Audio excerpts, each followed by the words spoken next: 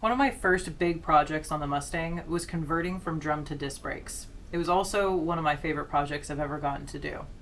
Now the drum brakes were not the best, and safety-wise, these disc brakes are definitely going to help stop your car a lot smoother and faster and better. So let's go ahead and hop into the video. Hope you guys enjoy. First, what we're going to do is remove the tire. Oh, okay, not ready. Woo! There we go.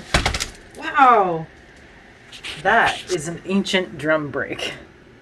This looks like you're in a freaking museum. Let's get the light on that. You can see right away. Look at that.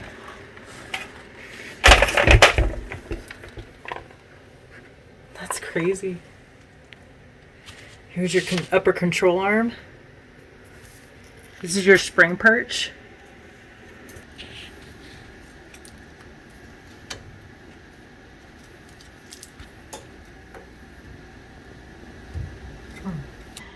We removed the cap with a flathead screwdriver. Now what we're going to do is use some pliers to remove the cotter pin.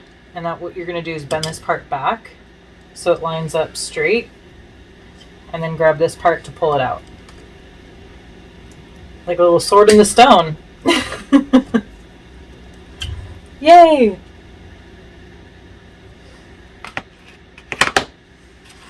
Put on some gloves because it's super greasy. Using a crescent wrench to pull this guy off.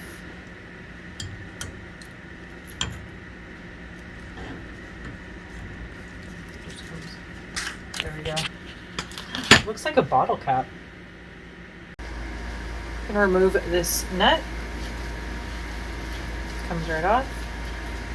Something that's helpful, we have a little baggie that we're putting all the little bits in too, to keep them all together. Oh wait, this washer's supposed to come off.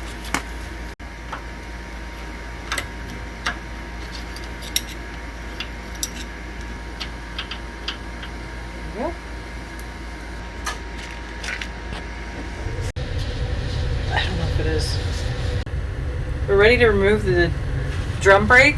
However, we used a mallet to knock it off. It was a little wedged on there after 50 years. Ugh. Ooh, look at that. At this point, I was ready to build the disc brakes. I picked up this Wilwood disc brake kit from Summit Racing, and I assembled it in my living room. It's super easy to install. Anyone can do it. I have the Wilwood hub here for our disc brakes, and then I've got the Foose wheel set up. What we're going to do first is make sure everything lines up correctly. So I'll go ahead and put the hub straight into the wheel. And then I'm going to take the bolts, and we're going to see how that lines up.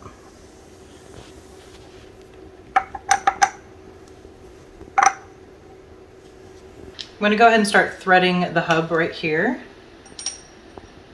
We have the first one done. It's easier just to hold it in your hand while you thread them.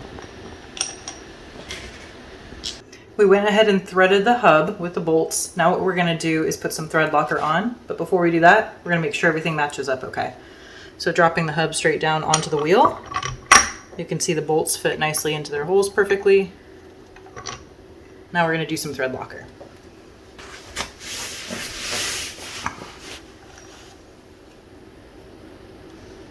We're going to build the two-part rotor. First, you're going to lay this part, I think it's called the hat, down. Then you can put the rotor right on top, line those up, and then there is 8 bolts that go with those.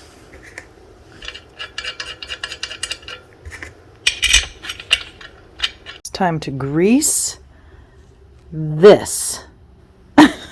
You're greasing the bearings. These 3 have already been done. You guys can see that.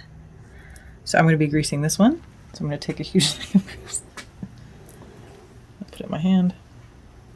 You literally just push that all in there.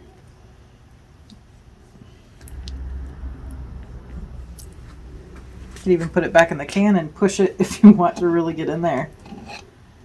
And what I do is just come back around and just push it more in the pins.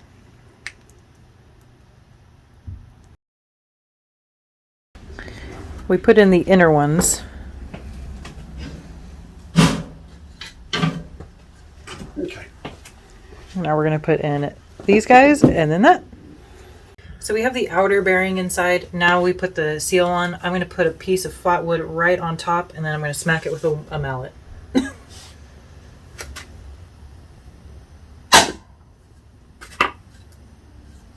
went on one side, but not the other. We're assembling disc brakes today. Very excited for this. Right here is the caliper mounting bracket. It was actually really challenging to figure this out because you think it needs to go this way, but it actually runs into one of the arms of the spindle. So on the driver's side, this has to face this way so it's flush, just like that. So after you figure out the right combo, it actually takes 3 bolts and 1 long bolt, and then you can actually match it real nicely. The long bolt goes to the arm that connects to the spindle. And there you go.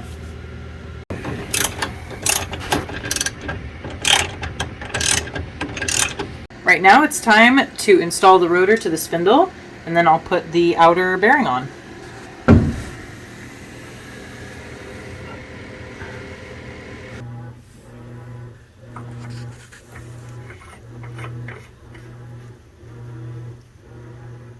Oh yeah, baby.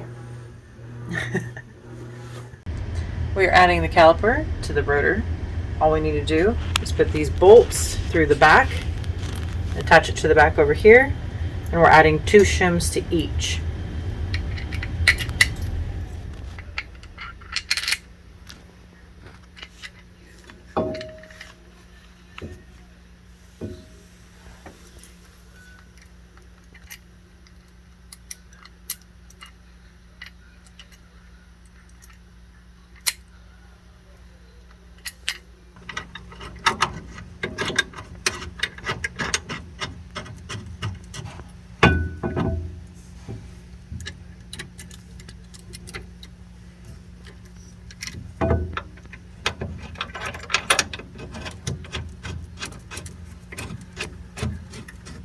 All right, now we'll tighten those down.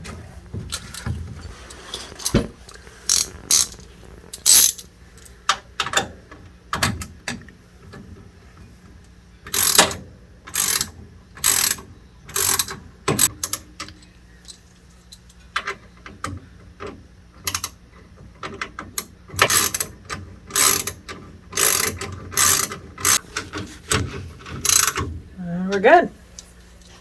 Thread locker before we torque it down to 40 foot-pound. So here we go, right here. There we go. Step to do is just to add the brake pads and the cotter pin.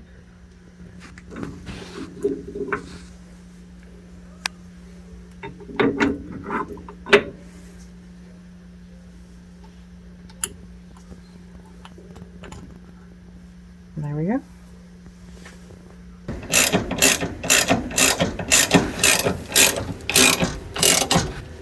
Nice and snug. Double check this one. It's nice and snug. I think up here, I'm going to check this. There we go. There we go. This one. Ladies, if you really want to impress a man, you don't have to twerk. You need a torque. Use the power of the torque, Luke! Use the torque.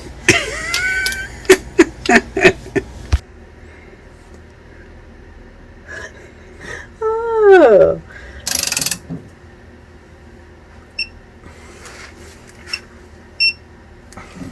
Okay. There though, it's like 29.9. First thing that we have to do is take the bearing out after it's been greased, and we're going to put it right into the race, and you're going to put it straight down in. Just like that. Now that the bearing's in, what we're going to do is actually just set it on the spindle.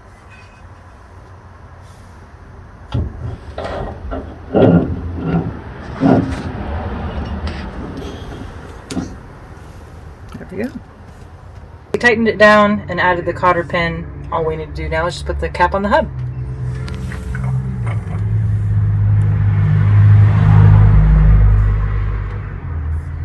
There you go.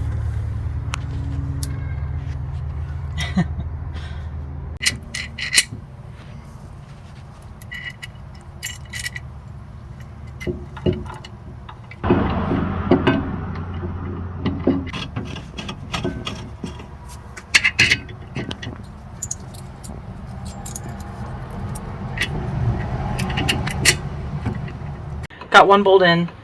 Gonna stick the second bolt partially through, add the 2 shims, put some pressure on the back, and then it's kind of a balancing act because you have to meet it on this side way over here and then make it there.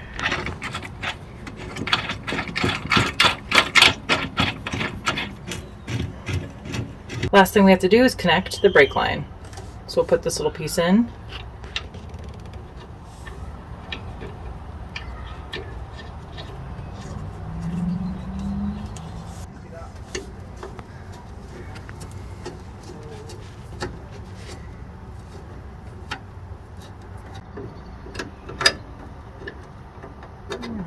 This way.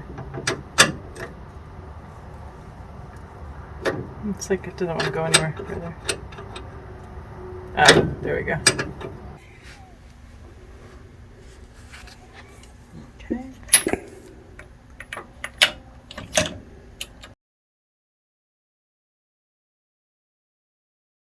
Thanks so much for watching. See you guys next week.